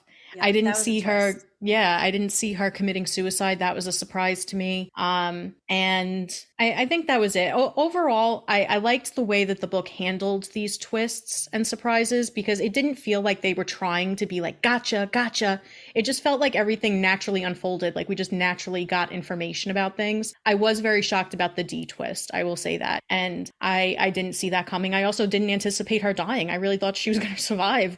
And when she just flat out died, nobody even finds her body. She just, becomes part of the earth. I really loved the way that passage was written, by the way, but I didn't see that coming either. Yeah, there was something I was just going to say that I forgot to mention. I think it was about D, and I have to think about it now. I definitely wasn't surprised by the mom being abusive either. I think that was pretty hinted at throughout the beginning of the book as well. Plus, I was already suspicious that Ted had the dissociative identity, which I already know is a result of trauma usually as a child. So I was like, mommy did something bad. I think I put that in my notes. And then if it couldn't even get worse, and then she sends him out for ice cream. Okay. He comes home with the ice cream and she's hanging there because she killed herself. And then he has to take care of the body in the situation because she made it she left a note. It was just she tells him horrible. Before she says, go out and get me ice cream, and when you come back there will be something in the kitchen that you'll have to bring out back and bury, and it's her body, her fucking body hanging from the ceiling. Disturbing. Can you imagine? I think it was clothesline or something. I was like, oh my God. Yeah, there's something about D that we didn't mention. I'm trying to think of it, and I can't think of it right now, and it's bothering me because I was like, oh yeah, that was a twist too. Now I can't think of it. With D? Yeah. Oh, the birds. Yes, that she was the one who killed the birds. I was shocked by that too. I was like, what the fuck? Wait, so, okay. In the beginning of this book, Alex doesn't tell me about animal triggers ever. But in the beginning of this book, there's sticky things placed all over the yard strategically with this bird stuck to it. And he has to to end their suffering, like literally make this little gas chamber, which was like traumatizing to read. You find out later, the whole time I'm like, oh my God, this bird murderer, he definitely, one of his personalities did this. No, it was D, okay? Yeah. Who this psycho is like trying to like amp him up and see things, like see how she's like, I had to do it, okay? No, yeah, I forgot about that too. That was a twist for me that I was just like, what? And then I was like, I don't like her. She was more of a psycho than anybody. That blew my mind. You're right. I remember thinking that when I read that, I was like, not only what the fuck, but also I hated D at that point as well. I did not see that coming at all. That was a shock. Yeah. So basically what she did was attach these, like this tape or like adhesive strips to the bird feeders. So when the birds landed to eat, he had them all over his yard because he loves the birds. He loved watching the birds. And she had been watching him for a while. Of his day, watching and feeding these birds. Yeah. And she had observed him literally loving these birds, made that connection and decided to kill them so that he knew what it would feel like to lose somebody that he loves. And I was like, that's sick. That's a real sick thing to do. Evil. Yeah. All right. There's an undertone of like awful women in this book. If you really want to go there, because that is awful. That is dark to do to somebody that you don't even know is the culprit because you deep down know that you were responsible. I have so many issues today. Yeah. But yeah, I'm so glad we thought of that because that was intense. Yeah. I did not expect that. No, me either. It's revealed in this novel that Ted suffered tremendous abuse as a child at the hands of his mother, as we've been saying. He reflects that, quote, the young feel pain intensely, I think, because they don't know yet how deep it can go, end quote. In what ways did each of Ted's alters help him as a child to cope with the pain he experienced? Yeah, so we have Olivia. Well, the first personality to pop up was Lauren, and she materialized one day while his mother was abusing him. So his mother was a nurse, and what she would do is kind of practice stitching on him, but she would do things that he didn't need. So she would either cause injuries that then needed to be stitched. She wouldn't give him any type of pain relief, but most of the time it was things that did not need to be stitched. They were minor injuries, and then she would blame him for being so clumsy, and he just would be suffering in that way. And then there were other times where she was putting him in the freezer and giving him these vinegar and I think baking soda baths, basically boiling water.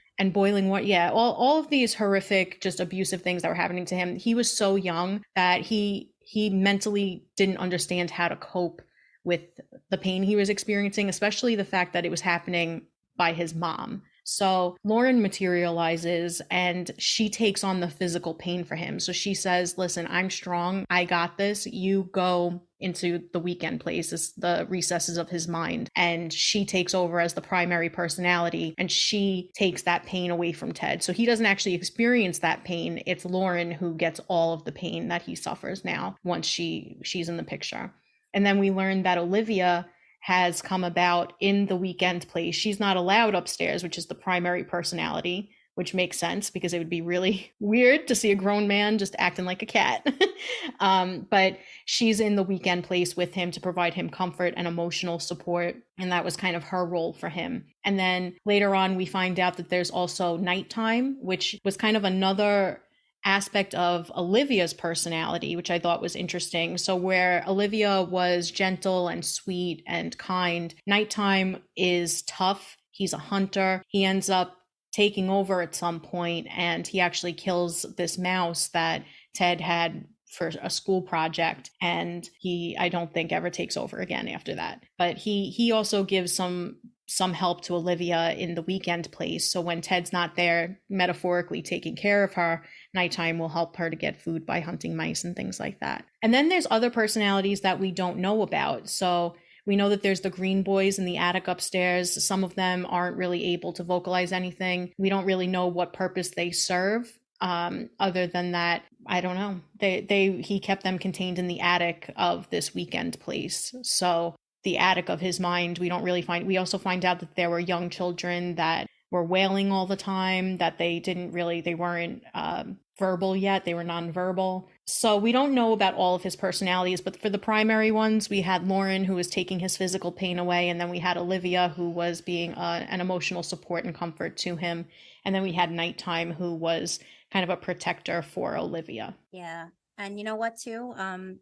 He calls people by descriptions throughout the book rather than by names. And he calls this one personality, I think it's a personality, but they don't really clarify. But he says basically once he starts realizing that they're personalities, he starts to give some of them names. And he has this orange juice man. And it's ambiguous. It could be real. It could be not. I don't think he's real. I think he's real.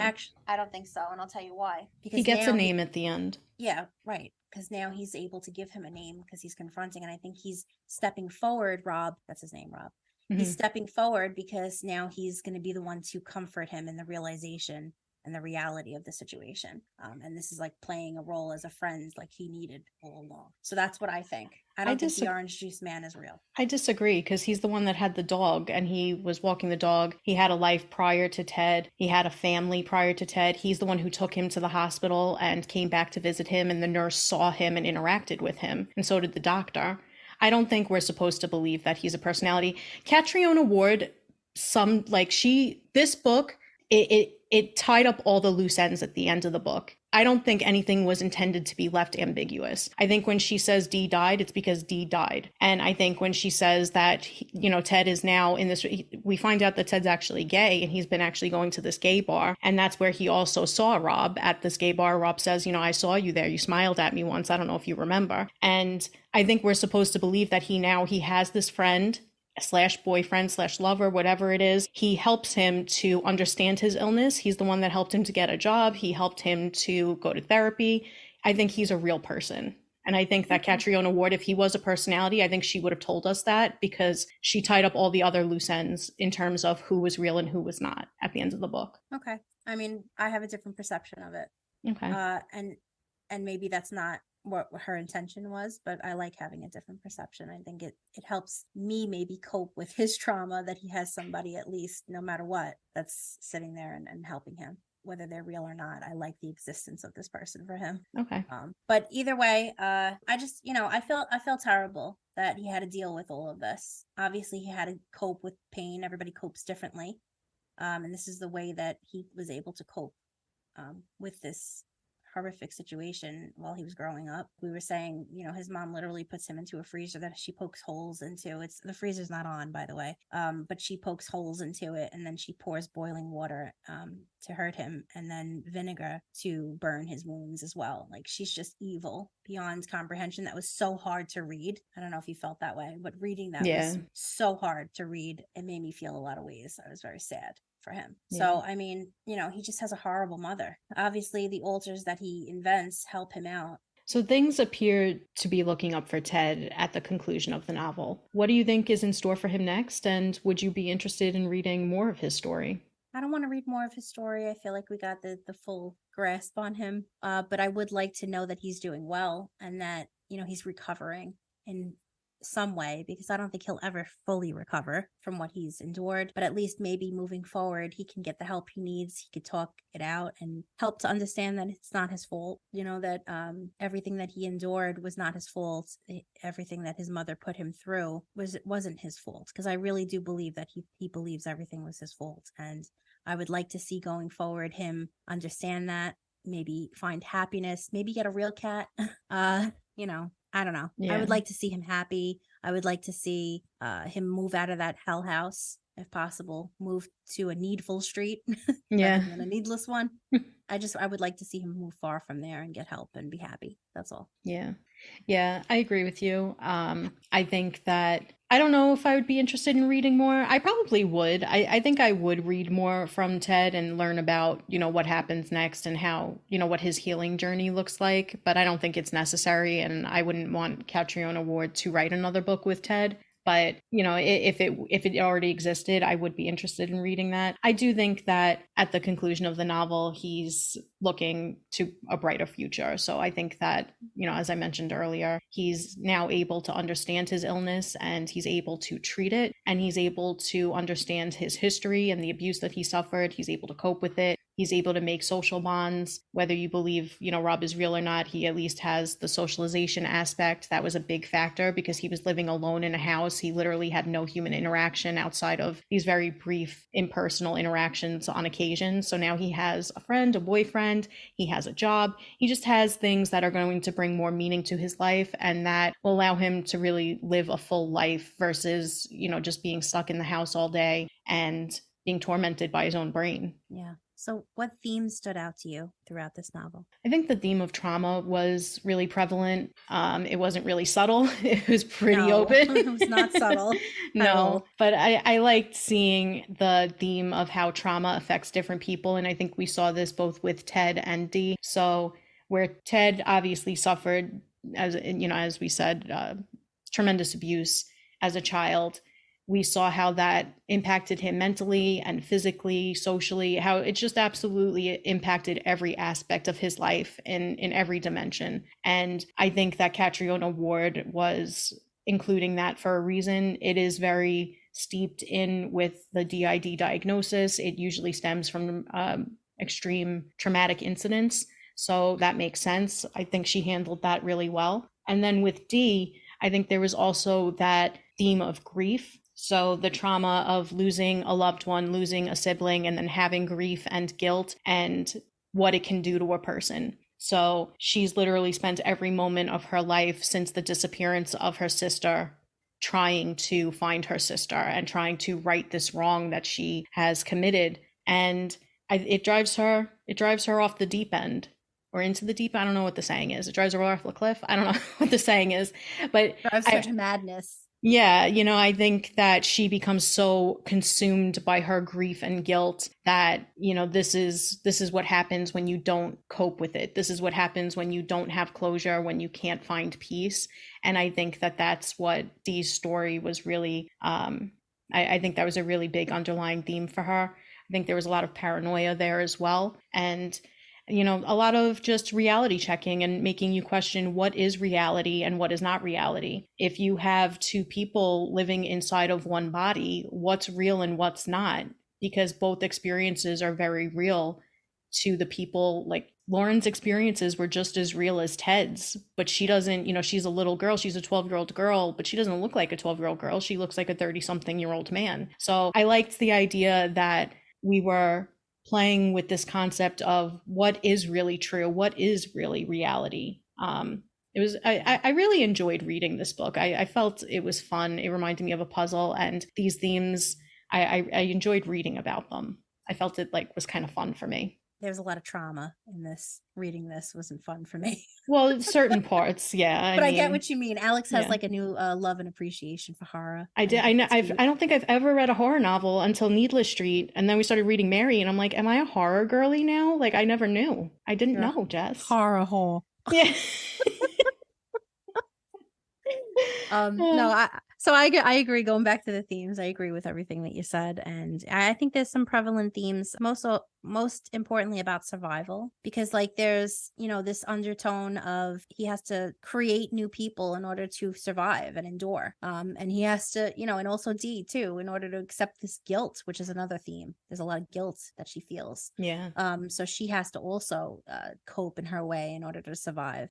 So I think that survival is a big one. I think that obviously, you know, trauma and the aftermath of trauma is huge on both ends of these two people. They're both affected by different things in different ways, and they both cope differently. And, you know, I think mental illness is a big one. And I think it's a very important message too, that a lot of times people will be afraid of someone with a mental illness. And I think this goes to prove that people with mental illnesses aren't necessarily a villain. You know, look at him. No, they're not. he was thought to be a villain this entire time, and he wasn't. He was just this poor victim, this poor soul that has no one, because people would be so cruel to him and automatically assume just because of his illness that he was the bad guy, and I think that it's a good message that Catriona Ward was putting out with that, and there's so much mental illness surrounding this book. I mean, the mother obviously had a mental illness. She was a psychopath, and it trickled down to him, causing all of these personalities to evolve. Dee also, she has, paranoia that she formed from this. She's trying to suppress the past and pretend that it didn't happen and try to blame someone else. There's a lot of theme of that. And I think that it's a good message in the end once this book ends. So I really liked that. I did like reading that part, the message there. I was really happy that Ted wasn't a murderer, because if that's how this book was going to end, this was going to be an automatic 1 or 2 for me, because especially in horror, but just in general in the media, people love to paint mental illness as something you should be scared of and something that is dangerous, and it's not. And people diagnosed with the mental illness are significantly more likely to be victimized than they are to be dangerous towards others. And so it really bothers me when authors and other people in the media try to make it seem like, oh, this is scary because it's real, because people really do have mental illness and they're going to come out and they're going to get you because they have multiple personalities or they have schizophrenia or this and that. I'm not saying that people with mental illness can't be violent, because they can, but so can people without mental illness. There's millions of people every day that are violent that don't have a diagnosis of a mental illness, and they don't have a mental illness. So it's just a human thing. It's not an illness thing. So I was really happy with the way that Catriona Ward handled this. I disagree a little bit about his mom. I think she was a sociopath, but I don't necessarily consider that like an illness. It's more of like a personality thing, which is just like a little bit different. But I mean, she's a psychopath. She has no feeling for her kid. Yeah, but that's it's a personality trait. It's not something that you can treat. If you have psychopathy, if you're a psychopath, you can't fix that. You can maybe learn ways to navigate it so that you don't, go out and kill little kids, but you can't fix it like you can, treat other illnesses. So because I'm learning here, but being a psychopath is not a mental illness. It's considered a personality disorder. So it's actually a symptom of a personality disorder, which is antisocial personality disorder. And psychopathy is actually a symptom, which is like the lack of normal emotion, or quote unquote normal emotion. So they don't experience things the same way that like you or I might. They very rarely feel remorse or anything like that. They struggle to, they can probably feel love in some capacity, but it's not the same way that we would understand or feel love. And that's why they can do atrocious things. They can't empathize with other human emotion. So when they're causing pain, they don't get it. They don't understand. They're like, why are you reacting this way? Why are you crying? Why are you begging me for your life? It's like fascinating to them. So crazy. Yeah. Yeah. So then instead of mental illness, maybe the wording that I should have used is mental disorder. Mental disorder. It's the same thing. Okay. Yeah. I just want to make sure I'm not. No, you're fine. You're totally fine. I meant more for the book itself. I was glad that like it wasn't Ted who was the one who was the killer, because that refreshing. Yeah, yes. It was like the mom who was more of just like you said, like a psychopath, which makes sense. That's the message I left this book with, that society paints this picture that you automatically fear people that have disorders or that have mental disabilities or whatever the case may be. Like even like some people will automatically, like if somebody's autistic and they have a bad case of autism, somebody will be afraid of that person. Or somebody I know used to be like terribly afraid of people with Down syndrome, and Down syndrome are the sweetest people I've ever met in my life. So people just have these bad societal, what's the word, indoctrination, but not really it's stigma word. It's stigma. There's a lot of stigma surrounding mental illness and other cognitive disorders. And that's what I liked about walking away from this book after reading it, is to show like that's not necessarily how it should be. Like research it, get familiar with these type of things, and realize that not everyone is the villain that you paint them out to be, because from the beginning you really think this man's going to become the villain, so you're part of that societal notion yourself. So I really liked walking away from this novel with that message that that's not always the case. I like that. And I liked in the afterword also, Catriona Ward explains that she did do research on this. She did a lot of research on it. And I think that's evident in the writing and in the book itself. Yeah, and you could tell she has like a strong appreciation for these people too. Yeah. The ones that she was talking with and spending time with. Yeah. if anybody has read the book and they haven't read the afterword, read it. It was really impactful and really good. I agree. I'm glad you told me to read that. I would have read it anyway. Yeah, you definitely would have. Yeah. I'm that nerd that always reads those things anyway. So I'm hit or miss with them. I like to know where the author was at, like in their head, like even like the forwards and stuff like that, and the things in the beginning. I like to read all that stuff. So yeah, sometimes I read them, sometimes I don't. Sometimes I'll just skim them. So I was glad I read this one. All right, so what did you think of Catriona Ward's writing? Catty Ward's a new author for us. All right, well, Catty the Wards threw a cat in there. So yeah, no, I mean, I loved being in the cat's perspective. I thought that was refreshing as hell. I thought it was unique and different. I think there was a lot about this book that was unique and different, even though it's like a common trope. I think that she went about it in a different way, and I really love that. And like I said, I love the message in the end. So I really liked her writing. I think I would read another book from her. I think that she did a great job, and it wasn't just like, well, horror, gore. Obviously, this is just a personal thing, the trauma for kid, and the things that she did were hard for me to deal with. They could give me nightmares because I know that those things really exist. But that's a me thing. That's not based on her writing where I'm critiquing her personally. I think in a horror standpoint, she did an amazing job. Yeah, I agree with you. I actually did have nightmares. Remember I told you that one day I was like, I was reading it late at night and then I had a nightmare. All right, anyway. I won't have a nightmare from like some scary monster lurking in the thing, and I'll be like, oh, that guy sounds awesome, that monster. I won't have a nightmare from that because I know it's not real. Yeah. But something like this, I don't want to know if this is real. Put it that way. Yeah.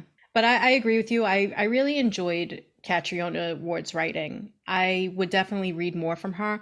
I did think, so for the first 2 chapters, I felt the writing was jarring. It wasn't something I was used to or accustomed to. So yeah, it took a little bit of getting used to. But once you jump into like chapters 3, 4, you start to get the rhythm of it, and you start to understand, okay, this is how things are going to be written. And there were certain points that were more lucid than others. So I really liked it. By the end, I loved this book. I really, really enjoyed this book. I would definitely read more from her. I think she did a phenomenal job.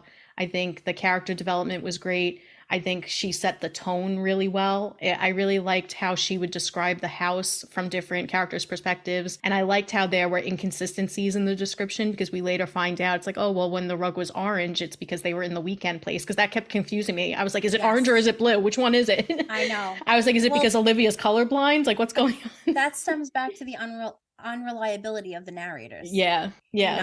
And that makes sense when it finally makes sense. Yeah. And I love that. While you're that. reading it first, it can be frustrating. Yeah. It was just a little jarring. It was like, it took me by surprise. But I enjoyed it. This whole book felt like a puzzle. I think I've said that about some other books, but this one really, I was like trying to put the pieces together the whole time. And some things we were able to put together, and then there were still some things that were still shocking or still surprising by the end. So I thought that this was really well done.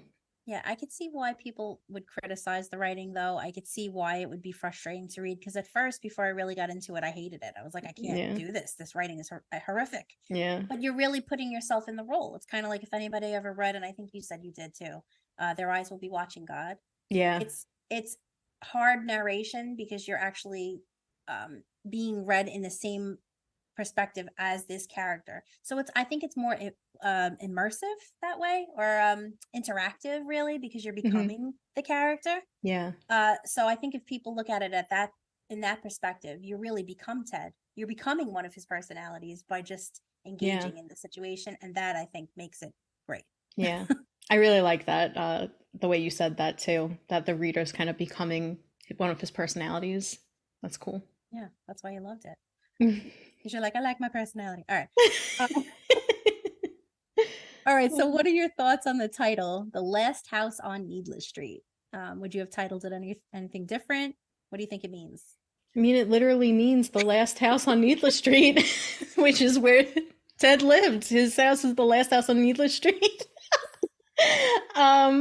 I mean, I liked this title. Before I knew anything about this title, I thought it sounded kind of creepy. I was like, ooh, what's going on at that last house on Needless Street? I didn't really know what this book was about at first. I thought it was maybe going to be like a haunted house thing. So I was very surprised when I started reading, and I was like, this has nothing to do with a haunted house. Yeah, it does have that type of vibe, that name. Yeah. And I thought the street name was like just a pun or something. I didn't think it was actually called Needless Street. So I liked this title. I don't have a problem with it. I don't know if I would have named it anything different. I like that it doesn't really give anything away. It's literally what this book is about without telling you. It's everything that's going on inside of that last house down on Needless Street. Yeah, I agree with you. It gives you that, like, you know, the house, the haunting on Hill House, like type Yeah. of, it sounds like a horror novel. Yeah. It just does. I do like it, you know, and it's interesting too, because at one point, Ted points out how one of the S's is coming off on the street name. And it looks like Needles. Yeah. Street. And I think that's like eerie and creepy. Yeah. I love it. I mean, the only thing I would have changed it to would give it away, and it would be Ted's head. Ted's head. Because that's literally what sums up the whole book. I mean, yeah, it's accurate. I mean, if it was Ted's head, I wouldn't be upset, because I'd be like, well, she wasn't lying. It's true. All right, so what did you think of the cover art? Do you think it fit with the content of the book, and would you have changed anything? First of all, I wanted to read this book for the cover art, because Same. there's a cat on the street. Okay. Secondly, I think that it sums up everything. You know, it's just literally a house on a street, and it has a cat there, and it makes you wonder. And I think it's eerie and creepy as hell. And I like that for a horror novel. You want it to look creepy and eerie, Yeah. but also inviting. And since we're cat people and we love animals up in here, I wanted to read it. Yeah. But it also gave me a feeling. I was like, oh man, whenever there's an animal in a book, I'm like, Yeah. you know, there's going to be animal abuse or something's going to go down. So, especially in a horror novel. yeah. I agree with you. I loved this cover, and from the moment I saw it, I was like, I want to read that. I do think it's beautiful. It is very eerie, like you said. It's very ominous. So, like, looking at it, you can just tell, like, there's something off in that last house on Needless Street, and I want to know what it is. And of course, the cat sitting in the street, I loved. And that ties right into the book. But for anybody who hasn't read this yet, just know that the second chapter of this book is told from the cat's perspective. So when I say that the writing is jarring, it's like you immediately start reading and all of a sudden you're reading this book from the cat's perspective. So I liked that the cat was included on the cover, especially after I started reading it and was like, okay, so we got a main character right on the cover. But yeah, I really love the cover of this book. Yeah, it gave me the vibes too with the cat. Remember the movie Cat's Eye, which is actually, I think, a Stephen King novel. Yeah. Or a collection of his stories or something like that, Cat's Eye. But it gave me those vibes at first. And I was just like, ooh, it made me think of that. And that was a horror too, back in the day. Actually, on the cover, there's a quote from Stephen King that says, "A true nerve shredder that keeps its mind-blowing secrets to the very end." That's his back flap. That's his back flap. You got a Stephen King flap. All right, so if this book could be summed up for the fun part as, what would they be? Rule, first thing that comes to mind. So if it could be summed up as a song, what would it be? Okay, The Cat's in the Cradle. The cat's in the cradle and the silver spoon. I don't know. For me, I want to say Monster Mash. Did I say that in the last one? No, I don't think so. Okay, because it's like a mashup of his head and there's monsters in his mind. And I like it's Halloween. That. Yes, I like that. The Monster Mash. Inside Ted's head. What about a nail color? So I think I'm going to go with like a really dark teal. So like somewhere between blue and green, but like really dark. So it gives you that like dusk vibe. That's interesting because I was going forest green with this one. Oh, okay. There's a lot of woods, a lot of forest. Yeah. And it screams dark green to me. I don't know why. Yeah, that's cool. What about a cocktail? A cocktail, I'm going to say bourbon because he does drink a lot of bourbon in this as well. He does. I don't know. It would have to be some spooky kind of drink that has like eyes floating in it. Ew. Not real eyes. Olive eyes, like a martini with an olive eye. I love your olive eyes. No, just like some kind of like creepy little like creepy eyes that you put on food. I don't know. Those things would have to be floating around. Maybe olives, so maybe like a martini or something like that. But definitely, I just meant that you could make the olives into eyes. You know, definitely has eyes.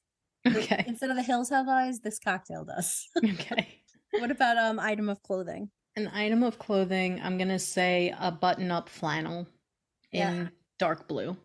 I just keep thinking of his name tag shirt, like one of those blue button-up shirts. Yeah. With the collar. Yeah, like a work shirt kind of. Yeah, maybe like stitched in some kind of brand name or something like that. Yeah. Yeah, Work that makes shirt, sense. What about a meal? A meal. There were some weird meals in this, by the way, right? Steak with a side of maggots. Would you Well, like that? obviously that one, but there was also like the pickles with the peanut butter and stuff. And at one point they talk about like a strawberry vinegar sandwich, but then by the end, when he actually explains it, it sounded pretty good. So I don't know. It was like balsamic vinegar. Anyway, so for this, I have no idea. I think I'm going to go with the steak with the side of maggots.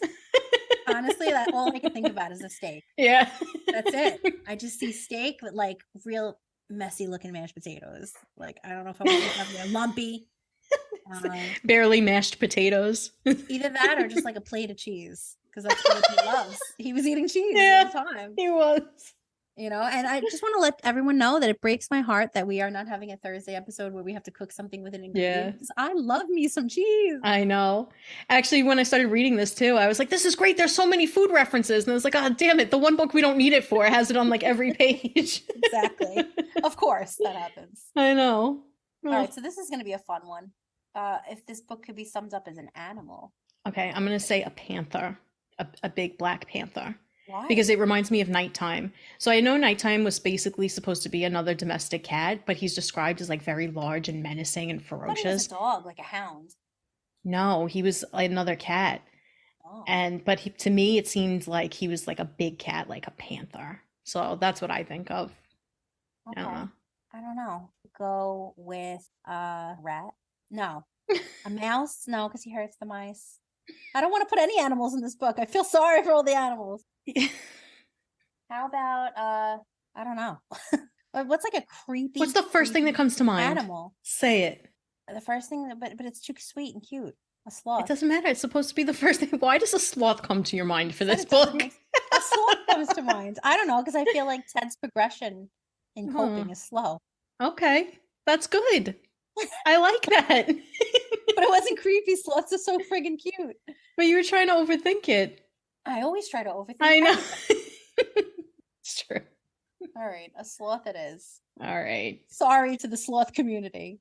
Okay.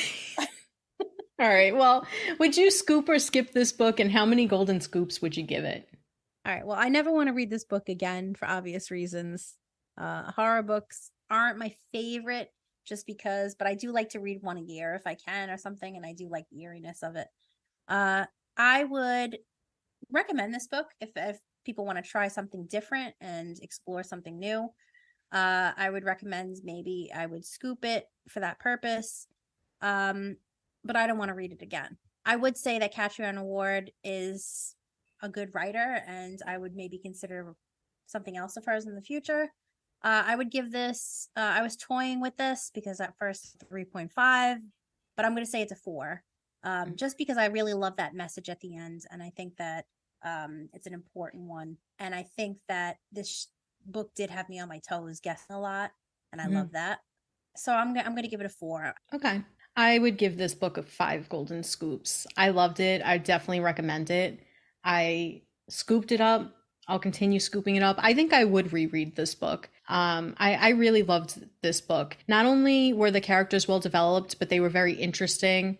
Even if I didn't like them, they were still interesting, and they were still, they had a good plot. I really loved the writing. I loved how we learned information. It was slow and steady throughout the novel. It wasn't like a slow build up to a big reveal that was supposed to punch you in the face. You got little pieces of truth throughout the novel, and I loved that. I also loved that while, yes, I was able to predict some things, there were also some things I couldn't predict. So there were some things that still took me by surprise, but it didn't feel like the book was just trying to take me by surprise. It was like we were really finding out information the way that Ted was finding out information, and it felt realistic. And it didn't feel like she was trying to throw a twist in there just for twist's sake. It felt right. I thought it was really, really well done. And even if I don't read this book again, I think I recommend it to anybody. I think that this is a really, really good book. And I will definitely read more from Catriona Ward. I didn't know I was into horror. I think the only other horror book I've ever read in my life was The Mist by Stephen King. And I didn't love it. I thought it was just meh.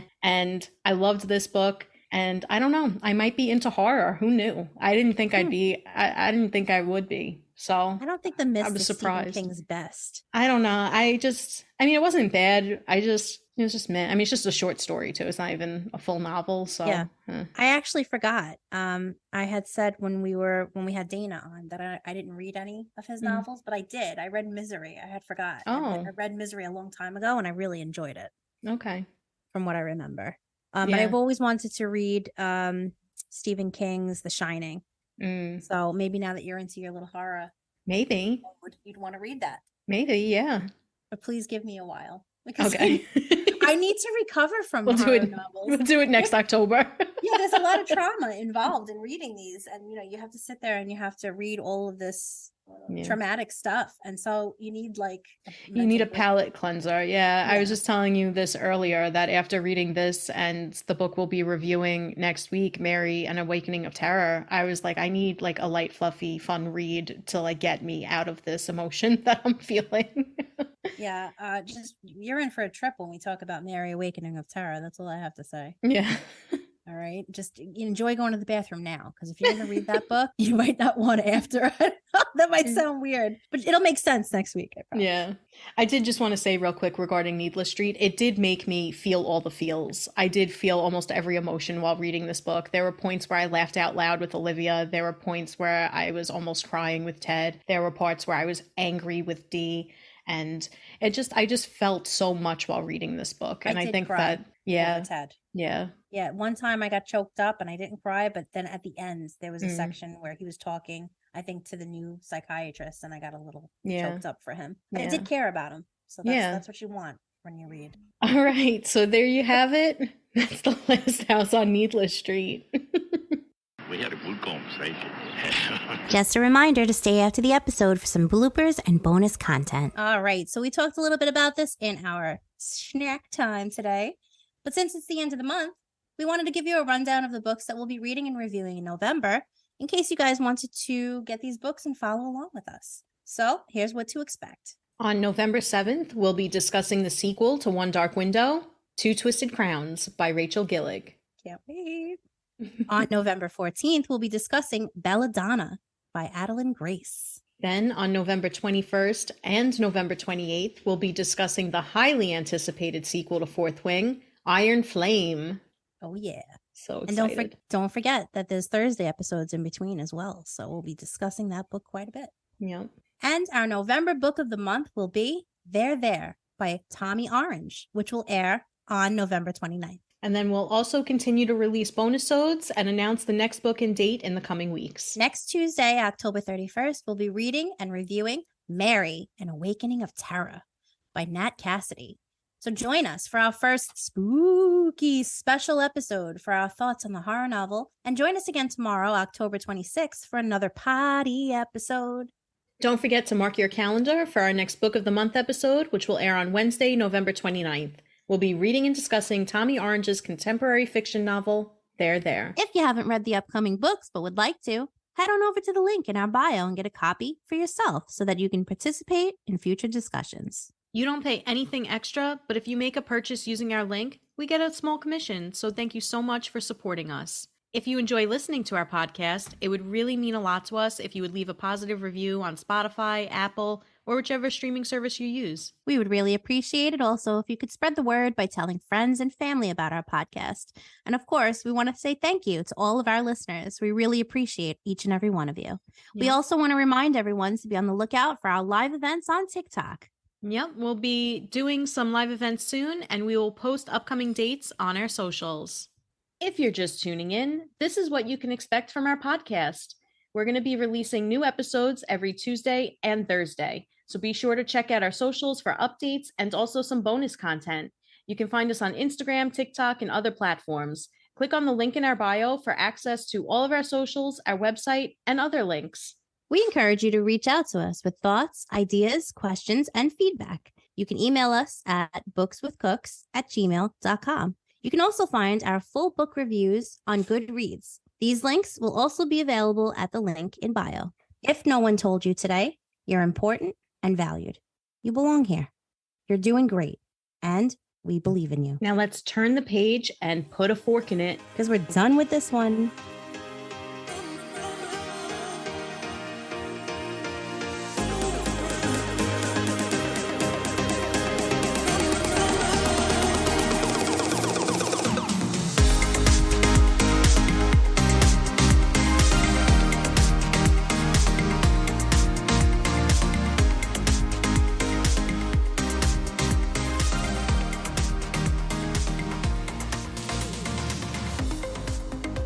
All right, so for our book of the month episode, we're going to borrow a game from our potty-sodes. We're going to play a food-related rapid fire round.